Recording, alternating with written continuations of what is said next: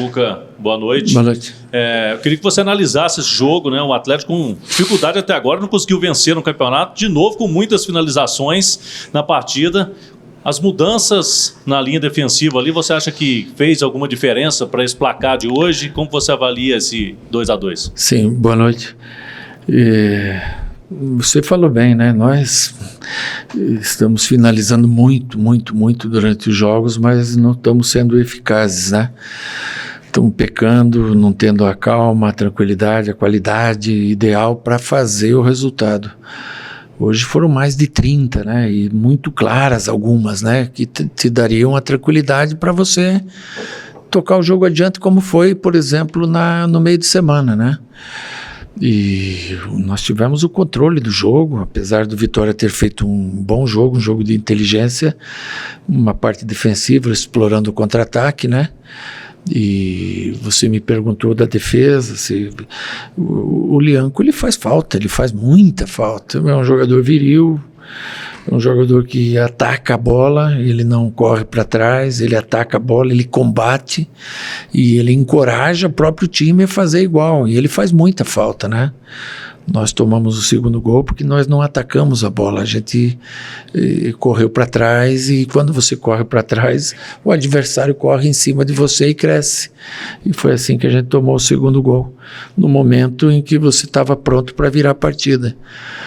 E ainda tivemos a força de buscar o empate e ainda perdemos gols para poder sair com a vitória, mas tem que se continuar trabalhando. O desempenho está muito bom, mas os resultados não. A gente, em 3 partidas aí, eu estava vendo ali, nós finalizamos 80 vezes em 3 jogos.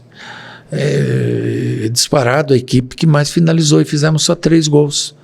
Então a gente tem que pôr o pé na forma, melhorar esse aspecto aí e alguns outros também, que a gente vai resolver internamente. Ô Cuca, boa noite, Igor Assunção da Rádio 98.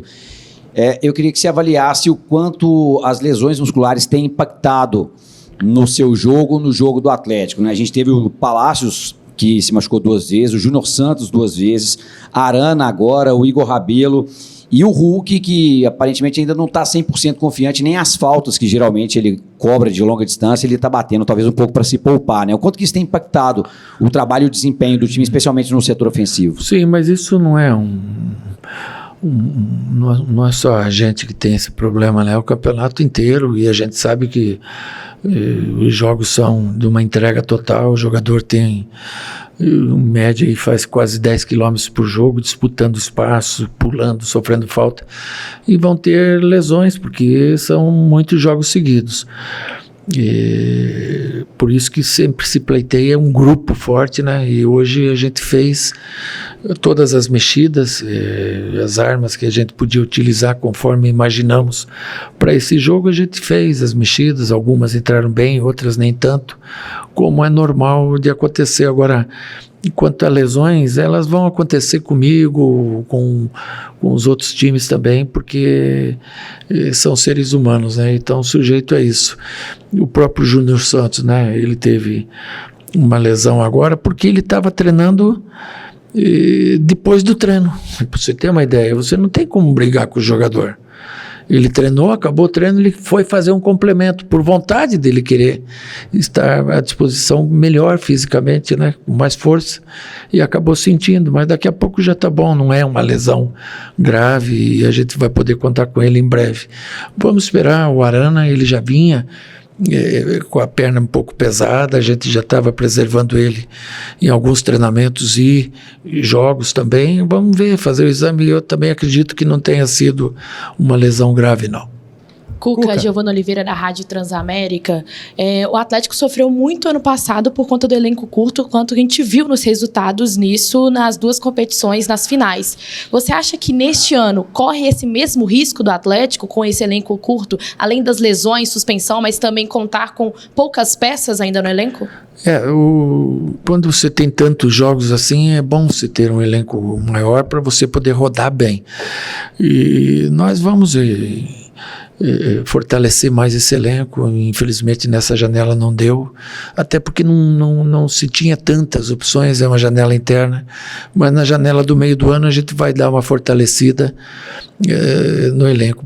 Até lá a gente tem que valorizar muito o que a gente tem aqui, potencializá-los ao máximo para poder ter bons resultados, né? E é uma lástima não ter ganhado, mas mais uma vez o desempenho foi bom. Você vai ver muitos jogos aí com vitória, eles organizados, e você não vai ver que poucas equipes ou nenhuma vai criar tantas oportunidades. Infelizmente não conseguimos fazer os gols que nos dariam a vitória. Menos mal que não perdeu, porque teve 2 vezes atrás. Cuca, Matheus Liberato, Tempo Esportes. Muito se fala da ineficiência ofensiva do Atlético nos últimos jogos, sobretudo de Campeonato Brasileiro. Hoje o Atlético criou várias chances, mais de 30 chances a gol, mas o Atlético falhou muito defensivamente. O Atlético apresentou algumas falhas, o Vitória conseguiu encaixar o jogo defensivo, explorando os contra-ataques, principalmente pelo lado do campo. Gostaria que você falasse sobre as falhas defensivas do Atlético e como corrigir esse aspecto e como deixar o time equilibrado, né? Tanto efetivo lá na frente e também em termos defensivos. Sim, eu acho que hoje a gente foi um pouco mais vulnerável atrás e é normal. Você perdeu 2 peças importantíssimas, que é o Franco e o Lianco. Então é normal que você tenha um pouco mais de vulnerabilidade. Não foi tanto, mas foram lances capitais, que a gente tomou o gol e geralmente não toma o gol dessa maneira. Então é trabalhar em cima disso, recuperar os jogadores que estão machucados. O Lianco volta agora de suspensão também, fortalece mais nossa equipe. Cuca, Eduardo Guerra, da Web Rádio Galo. Contra São Paulo, e hoje a gente vem aqui falando que as defesas estavam muito bem postadas e que o Atlético teve dificuldade de fazer o gol. Dos 3 jogos foram 80 chances e foram só 3 gols efetivos. O que você vai fazer para mudar essa situação da bola entrar, porque é a sua função, né? O que você vai fazer ali para mudar isso? Porque o campeonato está indo e a gente está patinando aí na parte de baixo da tabela. Hoje você teve 16 escanteios, né? Mas o escanteio não ganha jogo. O escanteio é uma arma muito forte para se ganhar jogo. Você ter tantos escanteios assim num jogo, você tem que ter um proveito melhor. Também vai muito da característica do jogador. A gente tem feito jogadas curtas, batidas diretas, a gente tem treinado bastante em cima dessas situações também, para que a gente melhore o nosso poderio ofensivo em termos de fazer gols, né? Só tem um remédio, é você continuar insistindo no trabalho.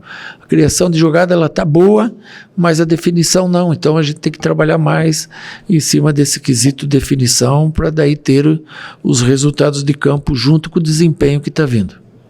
Cuca, João Vitor da JTV.